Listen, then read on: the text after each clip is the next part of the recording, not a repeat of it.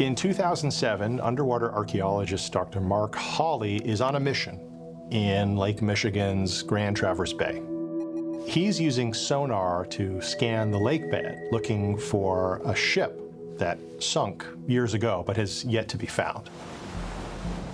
But as Dr. Hawley looks at the sonar readings, he sees something huge, something that's definitely not a shipwreck. So Dr. Hawley puts on his scuba gear, he dives down to the bottom, and what he finds is incredibly strange. It's a perfectly straight line of boulders, and it looks man-made. It's just this long, almost ominous formation in otherwise flat sand. So he decides he's going to follow the line and see where it leads him. And eventually it leads to another feature that's a circle of stones. And there's a big steep drop off right at the end of that circle. The circular stone pattern is a lot like another famous rock structure. When you look at pictures of this, it almost looks like mini Stonehenge. But the rocks are about 2 feet high. News of what comes to be known as Lake Michigan Stonehenge makes a splash around the world. The mini Stonehenge might be 10,000 years old, just 5,000 years older than Stonehenge in England. It's of course possible that these structures did have some kind of religious or spiritual significance, not unlike what many people propose for Stonehenge.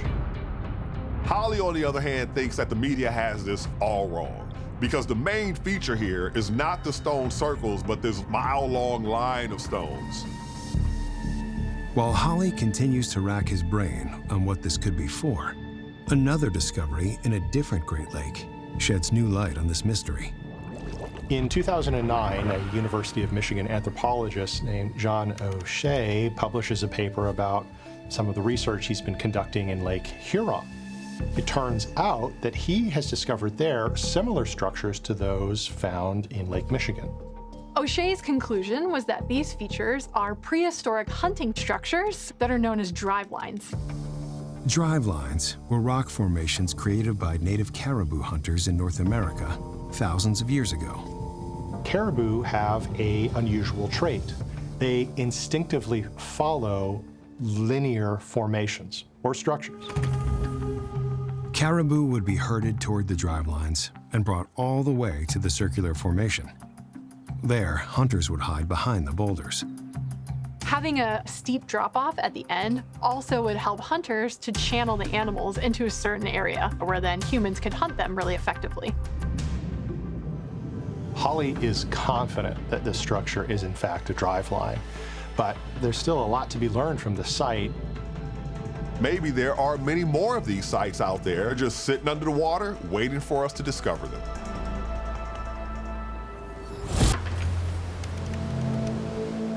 It's 2023, and a British company called Energean is scanning the seafloor of the Mediterranean looking for new oil and gas fields. The ship is 55 miles off the coast of Israel. They're using a robotic vehicle to search a mile below the sea.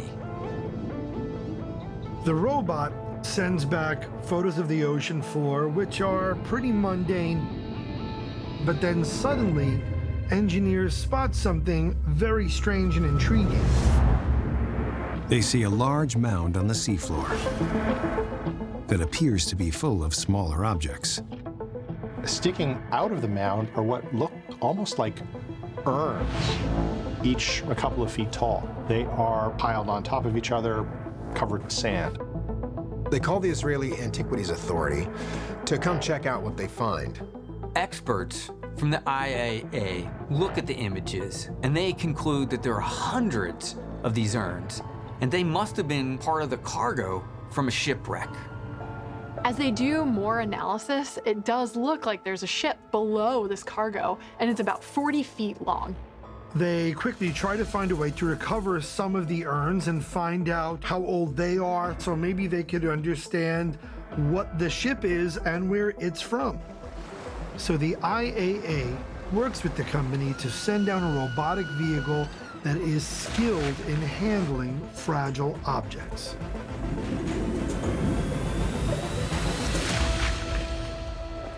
They successfully bring up a couple of these urns, and there's some material that's inside of them that's still preserved. Researchers suspect the urns contained oil, agricultural products, or wine. Unfortunately, the tests are inconclusive. But they're able to quickly date the urns themselves. And they conclude that they are 3,300 years old. That makes this the world's oldest shipwreck ever discovered in deep water, and suggests ancient mariners had more advanced navigation technology than we ever believed. Whoever was sailing it, they were not using land to navigate. They had to probably use the sun and the stars. Plus, this ship was sailing in the middle of the Mediterranean. It's 1 million square miles, and the ocean can get extremely rough. It's incredible to think that 3,000 years ago, a ship could be constructed that could handle these rough seas. If they're able to successfully explore the site, it could revolutionize our understanding of navigation thousands of years ago.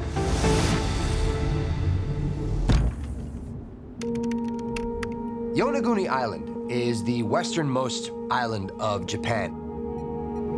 And scuba divers flock there because it's one of the few places where you can regularly see hammerhead sharks. In 1986, a local diver named Kihachiro Aratake is out one day diving along the coast when he sees something incredible. Aratake is about 15 feet underwater when he encounters a rock structure. And when he looks closer, it looks like this is part of a much larger formation that stretches all the way down to the seafloor. He follows it down, and he really can't believe what he's seeing. Spread out before Aratake is a whole group of formations. The largest structure is almost 80 feet tall and the size of a football field. This particular structure seems to have a form that looks very much like a stepped pyramid, similar to what we see with the civilizations like the Maya, the Aztec, and the Inca. Aratake shares his discovery with a marine geologist named Masaaki Kimura. When Kimura dives the site, he is also struck. It looks man-made. The geometric formations, the clean lines, the flat surfaces, the right angles. Kimura calls the structure the Yonaguni Monument and thinks it could be the remnants of a lost civilization. We've, of course, all heard of Atlantis, but there is another mythical lost city. This one in the Pacific, the Kingdom of Mu.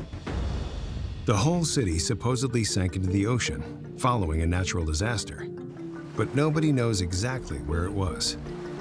There's a lot of earthquakes in the area, so it's not that hard to think of an earthquake sinking an ancient city. In fact, in April of 1771, an earthquake triggered one of the largest tsunamis in history, which struck the coast of Yonaguni. This makes Kimura think that maybe these ruins are the result from some other similar catastrophe. Others in the scientific community challenge Kimura's ideas. They point out that sandstone, which is common in this area, tends to break off on its own into straight lines and right angles, especially in areas like this with a lot of tectonic activity. Then in 2024, a controversial new theory is proposed, centering on something called crypto-terrestrials. A group of researchers suggests that structures like the one off of the coast of Yonaguni could have been built by intelligent, non-human beings that are hiding here on Earth, what are called crypto-terrestrials. Despite this theory, Masaaki Kimura isn't buying it. But until excavations are done and evidence is offered, speculation about Yonaguni and similar structures is likely to continue. It's 1902 on the Isle of Malta, You're on a construction team in an ancient town when your dig hits something that shouldn't be there. It's a hard surface. They dig a little more and then break through what seems to be the ceiling of some sort of stone chamber. Afraid it could derail their construction project, the workers scramble to cover up any signs of the discovery. But secrets on the small island don't stay buried for long, and rumors about the find swirl until they reach local archaeologists. By November of 1903, a full archaeological investigation is underway, and they quickly realize this minor construction mistake has uncovered something important. A 3-level ancient complex with a secret. As they explore, they find a temple, a cemetery, funeral halls, all carved directly into the limestone. The whole thing was constructed over a period of a few thousand years, starting in 4000 BC. That means it's 1,200 years older than the first pyramid in Egypt. Who could have built this so long ago? And how? This is pre-Bronze Age architecture. This was before the people of Malta had access to any kind of metal tools, which means this whole complex was created from raw limestone using just other stone, antlers, sticks, and just sheer human power. They called it the Chalsaflieni Hypogeum. Chalsaflieni after a nearby Neolithic village, and Hypogeum, which is the Greek word for an underground temple. But a discovery inside the chambers leads some to question the temple's true purpose. Researchers discover over 7,000 human remains scattered throughout the complex. And this leads them to believe that this was a special burial place. But as they explore further, they find sophisticated engineering features that suggest this is much more than an underground burial vault. The chambers are laid out so that on the winter solstice, sunlight reaches the center of the structure, illuminating the main temple. But it's the acoustic properties that are really significant. The temple was constructed in such a way that sound resonates throughout the entire complex. Given its unique light and sound effects, it's been speculated by researchers that this site could have been used for religious rituals. And with 7,000 human remains on the site, those rituals might have even included human sacrifice.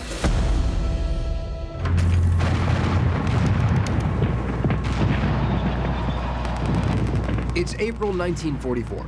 World War II is raging across Europe, and some of the countries that are allied with Adolf Hitler and the Nazis are just getting hammered by the Allies. One of those Axis powers is Bulgaria, which is under attack from 2 different directions. It's being bombed by the Americans and the British from the west and the Soviets from the east. The Bulgarian army is desperate. So they start building a series of underground bomb shelters and trenches surrounding the central city of Kazanlak. As they dig, a few of the soldiers hit something hard. The men chisel a hole in the wall. And when they bust through, on the other side, they find an underground chamber. They go through and they find themselves in a tunnel. One of the men flicks on his flashlight. He's surrounded by richly colored frescoes depicting men in battle. The soldiers call the director of a local history museum, who realizes this is an important discovery. Learning more will have to wait. As the Soviets bear down, Bulgaria switches sides and declares war on Germany. This stops the Allied bombing and very possibly saves the mysterious tunnels. But after the war, experts return to open the site. The passageways with the frescoes lead to a round domed chamber with even more murals. It turns out this accidental find is an ancient tomb. But not just any tomb. They find fragments of a crown. This is a royal tomb. Further exploration and research of this one tomb actually suggests that it's a small part of a much larger underground royal cemetery. Experts soon realized this incredible find includes tombs belonging to the rulers of Thrace, a famous kingdom known for its fierce warriors. Eventually, Thrace is conquered by Rome, but some of Rome's most famous warriors, like Spartacus, were Thracian, as were a few Roman emperors. So the discovery of a vast Thracian tomb is really exciting. But the real treasures of the tombs are the frescoes, which adorn the walls and ceilings. They include a couple seated at a banquet table preparing to enter the underworld. You've got another one depicting a chariot race, which is part of the funeral games when a member of the elite died. We don't have much from the Thracians themselves. We know a bit about their language, but we don't have any extended texts in it. So when you find direct evidence of what the rich and powerful in Thrace were doing and what they valued, that's incredibly rare and incredibly valuable. Let's say you're a guy who hunts to put food on your family's dinner table. When one young man heads into Colombia's jungle, he uncovers something completely unexpected. Julio Cesar Sepulveda is hunting for game along the Guachaca River on the northern coast of Colombia. In the distance, he spots a crown of feathers. It's a wild turkey. He takes aim. Bam! Although his shot hits the turkey, it doesn't kill it. The bird gets back up and starts to hobble and jump. Sepulveda chases after it. But somehow the bird keeps jumping up higher and higher. And then suddenly, Julio tilts his head up and sees a sort of stone staircase in the middle of the jungle. He follows the staircase up, wondering where it might lead. 50 steps, 100 steps, 200 steps, 300 steps. When he finally reaches the top, he's crossed 1,200 stairs. At this point, he's high above the jungle. He looks around below him, and he simply can't believe his eyes.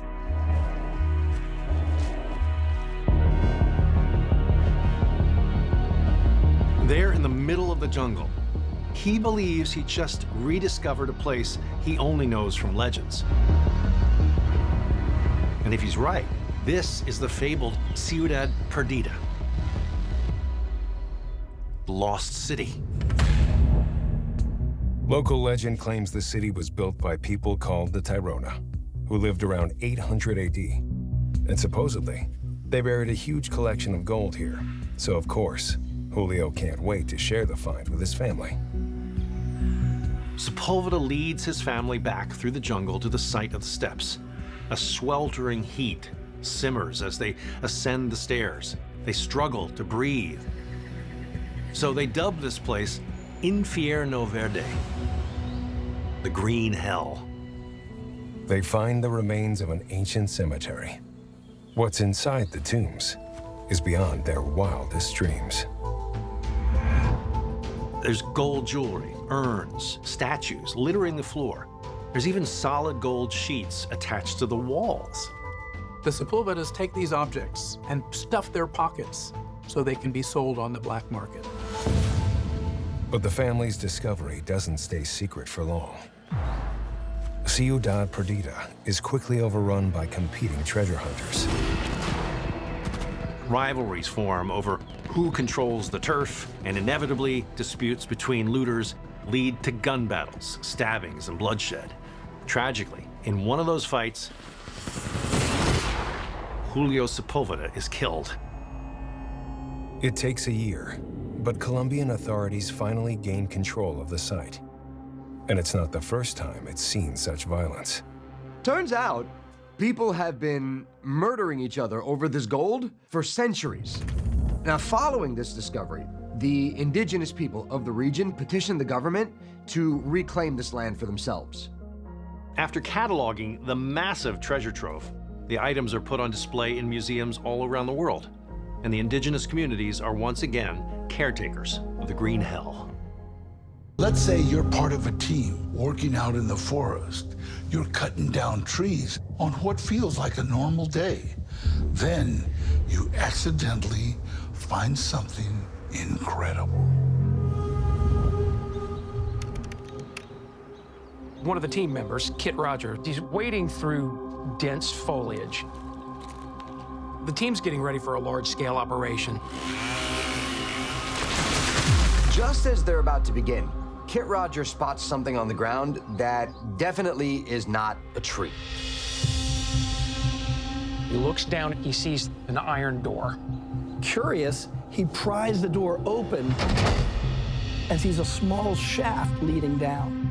He decides to investigate, and what he finds is a buried bunker.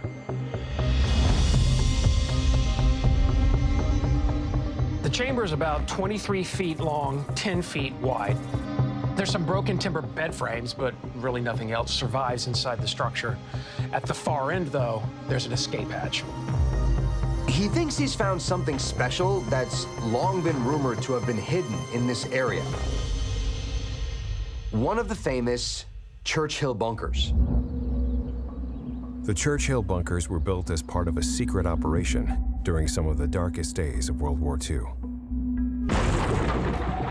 Fearing that the Germans might conduct an invasion of some kind, British Prime Minister Winston Churchill creates a clandestine organization that he calls the Auxiliary Units. Unofficially, they're known as Churchill's Secret Army. This isn't some sort of an elite unit. These men are farmers and miners, but they bring one critical advantage to the scenario, and that is an intimate familiarity with the land.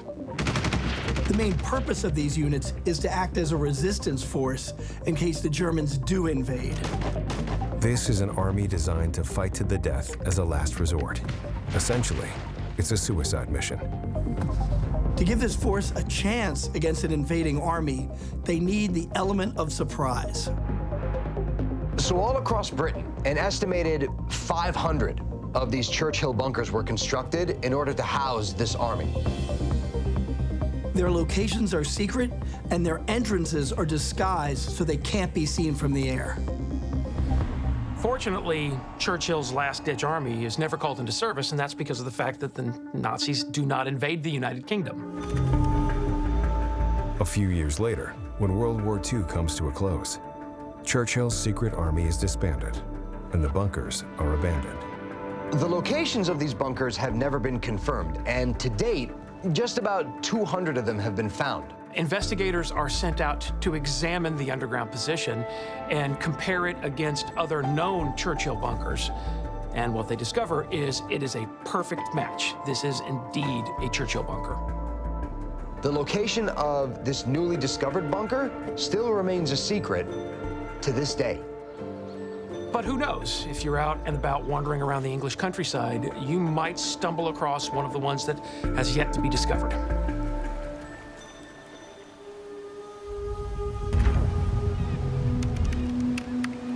Off the coast of Germany in the Bay of Gelting, the World Wildlife Fund drops a diver into the water to retrieve a missing net. As he gets closer, he notices that the net is hooked onto this odd-looking dark rock with these white specks on it. Upon closer inspection, he realizes that the white specks are actually characters on what appears to be an old typewriter. Since an old typewriter is really out of place on the seafloor, he decides to pull it up. Once they get the object out of the water and they take a close look at it, they realize this actually isn't a typewriter at all. This strange discovery is a Nazi M3 Enigma cipher machine. It's believed that cracking German naval Enigma alone ended the Second World War 1 year earlier than it would have ended otherwise. How did this crucial piece of the Nazi war machine wind up at the bottom of a bay?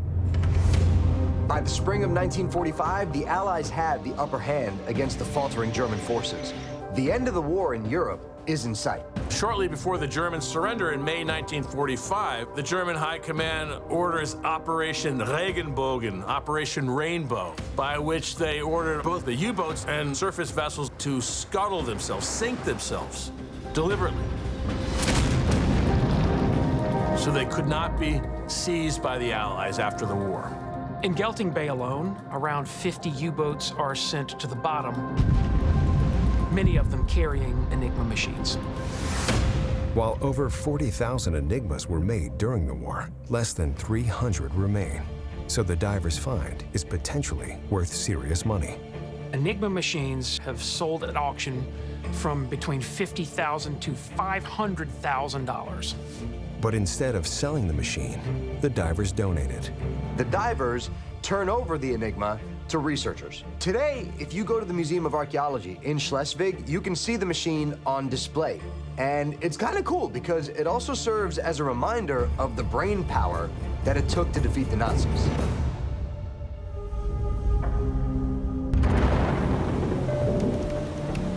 It's April 22nd, 1956, and a team of workers are looking for an underground phone cable in East Berlin. It's been pouring rain for days. The ground is completely saturated, and the phone lines have gone down. It's thought that this may be because of a short in a wire that's underground. And so a team of workers are dispatched to start digging for the faulty wire. So it's 2 in the morning. These guys are out there with their shovels, and they're digging, and they're digging, and they're hoping to find cables so they can fix the problem. But they find something else. They hit concrete that isn't supposed to be there. The workers can't help but be curious, so they crack open a small hole and they look inside. To their amazement, they find an underground room full of high-tech equipment. The workers notify their superiors, and when they investigate, they find that there's a tunnel connecting Communist East Berlin to American, British, and French-controlled West Berlin. By the time that the covert plan is uncovered, the CIA has already amassed 40,000 hours of recorded conversations, and they have compiled 1,750 intelligence reports based on those tapes. This is a windfall of Soviet secrets for the West. It covers everything from troop movements to the names and identities of key players in the atomic and intelligence programs to the location of military bases throughout Europe. 5 years later, this story takes an unexpected turn. In 1961, the British arrest one of their own intelligence agents, George Blake. As it turns out, he was a double agent who was feeding intelligence information to the Soviets for years.